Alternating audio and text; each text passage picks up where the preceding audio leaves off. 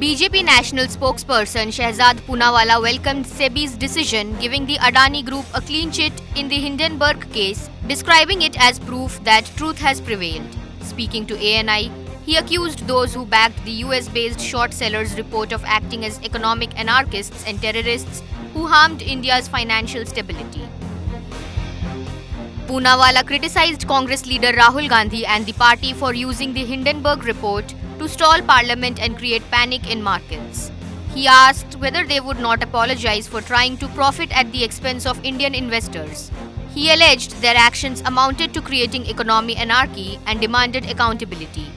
He also recalled that the Supreme Court had previously dismissed similar allegations, and now SEBI's findings had reinforced that position.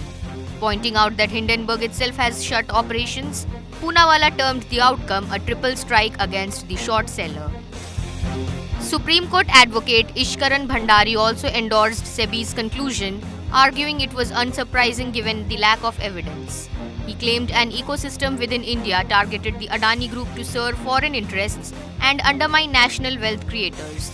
Contrasting India with other nations, he noted, "No country weakens its own giants like the US does not target Google or Amazon, but in India, lobbies keep filing complaints to damage business." Bhandari added that both the Supreme Court and SEBI had found no substance in Hindenburg's charges, yet some groups would continue the campaign because their aim was to destabilize Indian businesses. On Thursday, SEBI confirmed that the allegations of related party transactions and violations of disclosure norms were unfounded. In response, Adani Group chairman Gautam Adani demanded a national apology from those who had spread what he called false narratives.